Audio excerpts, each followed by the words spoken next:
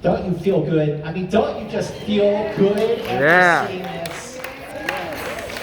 Sophie and The Baron. I just so excited to be here. My name is Scott Nance, and I'm a film critic for KTLA TV in Los Angeles, which is like right down the street, actually. So first of all, this film won Best Documentary at the Hill Country Film Festival, and is the winner of the Best Documentary Short at the Santa Fe Independent Film Festival. Please welcome to the stage director, producer, cinematographer Alexandra Jackson. Woo!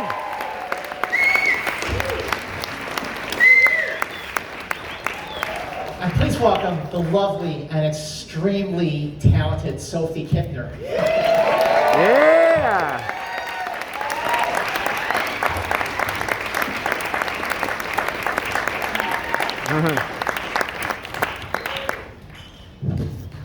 So this is like a different kind of gallery, you know, after the gallery that we saw in the film. Like, how do you feel right now? Totally surreal, for sure. Yeah, it's incredible. Thank you for all coming. Well, we all know, really, that is the best vodka tonic ever served. Should have like kept something. But what I want to know is how did your collaboration on this start? Let's start with you, Pal. Sophie and I are cousins, and so we've known each other forever. And actually, in this room tonight, which is really exciting because we have our composer, we have our associate producer, Saudi Wall, who's the only other person shooting some of this with me on a couple of days, which was incredible. And yeah, so we have Courtney's coming. Lauren, my amazing editor, who I met in film school. So it basically was kind of a, I don't know, It's very organic. You know, it happened, you know, obviously as the film shows, I met him in London.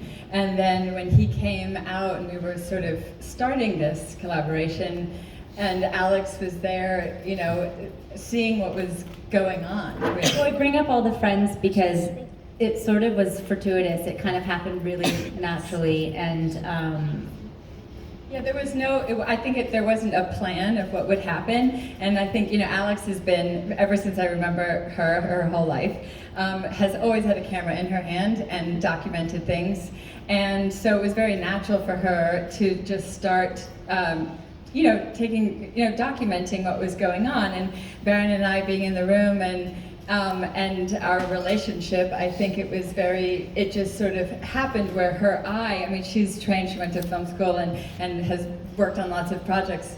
And so it made a lot of sense that she kind of went there, but it was so organic, and we talk about how, you know, I think, you know, Baron kind of took, you know, was doing me this beautiful, you know, giving me such a gift by reaching out and sort of trusting, you know, me, and then involving, and then, you know, for you to see that dynamic, and then Alex's, you know, real gift started really coming alive as she was capturing it. So it was this, you know, many things on each other, you know. So while you were documenting everything, was the plan from the beginning to do so a film yeah, like this? that's why it's kind of messy. Sorry. So I'm a photojournalist too. So my background's all photography. So I was such a huge fan of his work. I grew up in the music industry. Both of us did. And I guess it's hard to pinpoint an exact beginning because it just really sort of started to happen. And as I began to watch their relationship unfold, I fell in love with their dynamic, the two of them, how Baron was opening his world and life and letting Sophie, this newer artist. It's really about artists helping artists and allowing collaboration in that way and mentorship, right? So they had this fun dynamic, but he really opened up his world and work and to Sophie in the same way that he did with me as well. So there wasn't an exact, you know, and that's why I bring up everyone, because it was this weird thing where it's a confluence of friends, right? Because Joel, our composer, just got on board, and Lauren, you know, from film school, and Saudi was shooting. We're like, why not? Let's.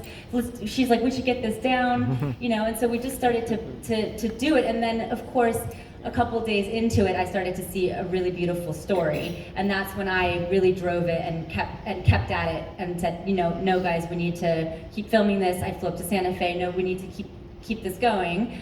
So every time he'd come back, we'd shoot, and then there was more of a you know. But I think even purpose as to she it, was but- shooting, you said, it started to come alive in your eyes with the animation, and she can't, I think help herself by seeing how it would start to fit together into, crafting it into a real story, and we talk about how, she's been such a supporter of me doing this and, with my art and then with Baron, and then to see, you showcase her art, through making this film. It was really beautiful how all of it kind of came together. Just from watching this, like everything just feels so organic, so genuine, and when I do a lot of these Q&A conversations, and I always ask actors and directors about the trust that they establish. Like, how did you establish the trust? How did you earn the trust? How did you earn Baron's trust? Like, when did you start to feel like, okay, my stuff's in good hands? You mean after the magic tonic? Gin and tonic? It was just a bunch of Yeah. I think, I think it's about, we talk about, with that whole thing of artists helping artists and reaching out and helping and in different mediums like that. I think it's really important for people to help each other, and for someone like me to get a little bit of validation or to tap on the back, was kind of just what I needed. And then Baron also did that with you every step of this process. They were so close. Yeah, he was very involved in the edit and all the. I mean, right. we're going off on a different thing, but he was incredibly involved in this film and was really proud of it. He loved Sophie so much and loved her work and was so excited to have it reinterpreted in a different way, which is really cool to open your work up like that, especially when it's so iconic and known too. Just every minute, every second of this film just feels so authentic. Like, you could just feel the comfort that absolutely the three of you had. Yeah. But when it comes to doing the contours, like, on average, how long does it take you to do a blind contour on average? I think it changes so much. That initial step is quite quick, because it feels intuitive and emotional, and you have to be in the moment with it. But the shading is what takes it a lot. It takes a long time, and also you have to kind of get it right. So it might take me a lot of times to get it so it feels like the person. It can't just be like, you do it and then that's it. It's got to end up feeling like that person. So sometimes I get it right away, and sometimes it takes me a while. But that's all part of it. And that kind of leads with Alex being in the room, because we're so comfortable. I think I was able to sort of get in the zone and kind of ignore her, because I know her so well, and I could talk all the crazy talk I was doing, not thinking that anyone would ever hear it. But I think the pieces came out as they did, and the film came out as they did. I think a lot of it is a testament to Alex's obvious craft in making the film, and also our comfort with each other, and that I could do my thing and she could do her thing and not get in each other's way. Yeah, I was actually going to ask, like, when you would normally do your contours, I mean, it's such a surrendering to just being in the moment, being in the zone, and how did it feel getting filmed? But obviously it was no different, because you're close. Well, I think it would be different with someone else, but because I felt so comfortable, I think it made all the difference. Well, we talked about that a lot with Baron too, that Sophie's divorcing herself from her visual sense and really working on instinct, just like photojournalists often work on instinct. They don't necessarily consciously compose a shot. And that's how this was happening. I wasn't, of course I have photography background, but I wasn't setting up a light and telling them where to be. It was just really organic and free in that way. So I got to tell you, when you went to Baron's place, and like you're going through his archives, I'm like, lucky. What was that like to be there, and how? Actually, this is the question. What were you looking for? Awesome. So she wanted to pick the most horrendously complicated piece possible. She's like, what about that one with like when you were going through like all the photos and all the pictures and everything. I noticed you took a picture of the picture with your phone, and that's what you worked off. Yeah, and well, I would get, samples from him, properly. Well, she didn't. She took a picture to say that's the one I wanted, and then he sent a picture of it. Yeah. No, she worked off a print. Yeah, I worked off of his, because there's juju in the photo, there's something in it, and I think that makes, to answer your question, there's something about certain photos that just grab you, and all of his work was so incredible and so inspiring, and I think I felt like that pretty much with most of all of his work. It's also, they're just fun. The two of them are hilarious the whole time. It was great to be around. I just love, like at the very end when you're walking down the gallery and you like put your arms out. It's such a sweet moment. And so from start to finish in terms of filming, how long? Lauren, it's probably 3 years. 3 years? Yeah, my editor in the back. She was really freaking frack over there. Was it 3? Because it was just piecing it together over time. Because the collaboration, it was the piece, but then also all these other works you're seeing around, they did as well for this art show. But yeah, it was over a long time. And towards the end of it, Baron was diagnosed with ALS, and so 6 months. Actually, before we stopped shooting, he knew. He told me when I went up to visit him in Santa Fe, and we told Sophie, and then we finished shooting in March 2020, and then the world shut down. I was the last person to take him to dinner. We went to Geronimo in Santa Fe, and I got super close with him. We were texting every single day, multiple times a day. And he was as he lost his ability to speak, he became more and more involved with the film. And so he was really only seeing 2 people at the time, Blake and this amazing woman, Diane, who ran his archive. And then talking to us and involved with Lauren and I in the edit. And like giving us shit for spelling Jimi Hendrix wrong or whatever. I say we, it was me, sorry, Lauren. But he was incredibly proud of it. He called it the bookend to his life as a photographer and friend, and he watched it 3 times the day before he died. Yeah. He was so proud of Sophie.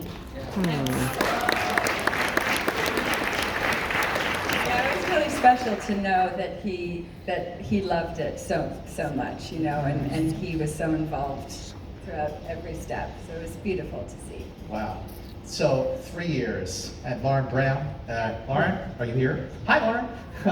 So Lauren, stand up because you have to take a bow because 3 years and 31 minutes. I would love to hear how you were able to just find just the right sweet spot for this film to bring it in at 31 minutes. That must have been a massive. We had really great help. Mary's here. Michael Morris gave us amazing notes. One of our producers, Courtney Cox, gave us incredible notes. Our other producer, Joanna Natasagara, who I met in Palestine on a very different movie, was amazing. We really just opened it up to our very clever friends and had help. And I think that's a lot of it. Yeah. Michael Morris gave us some really fucking great notes. Where is Mary? Thank you. Mentors helping, mentors helping. Exactly, and everyone's happy to help and want to, they saw something special in it, but it was fun. We enjoyed it. We loved sitting in the room with them. So on top of everything with this film, here's Baron saying, say yes to everything and assume success, and it's kind of like, man, this is exactly what we need right now. Just like this inspiration and aspirational collaboration, something positive. The only part of the person I heard say yes to everything was William Shatner, so that's good company. But I would love to hear more about that how involved Baron was in the editing and the. Well, I'll say one thing because our composer's here, and this is, I think, his first time, Joel Taylor, seeing it on a big screen, which is awesome because of COVID. We were in a bunch of. That's Joel, and Harrison Kipner is also here, Sophie's brother, who had 3 amazing songs in the film as well.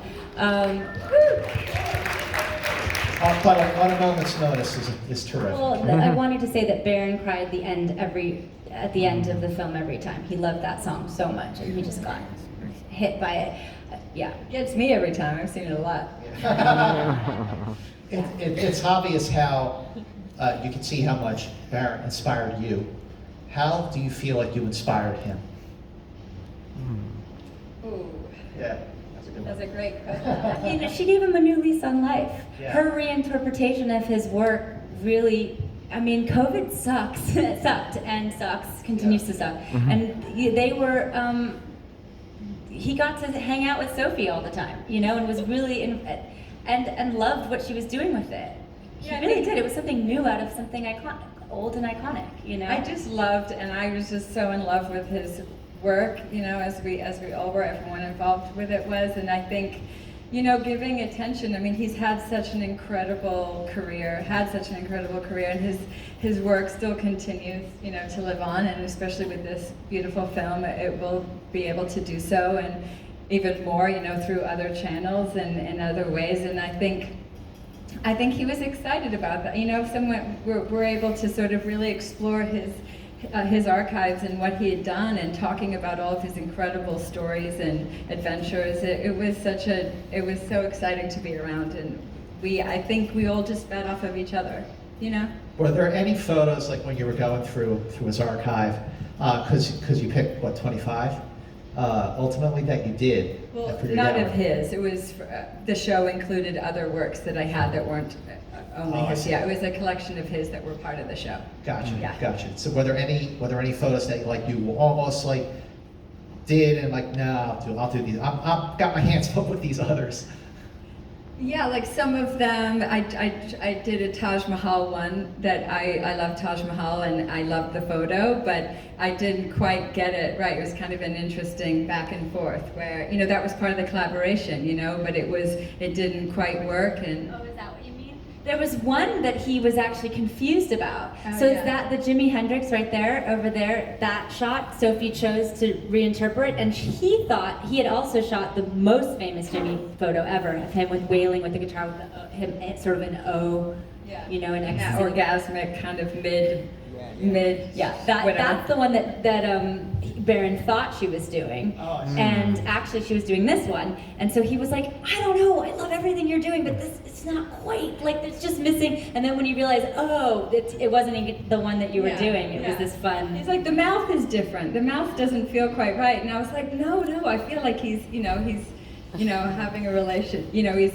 like really, he's a part of the guitar. He's part of the music, you know. And I was trying to go on with that, and he didn't know until I don't know I if showed. that's what you were going for, but that was one confusion. He was happy once he realized what she was actually basing it off. Yeah, I was actually going to ask you, like, did you ever do a contour on something and you look at it and go, nah, and like rip it up?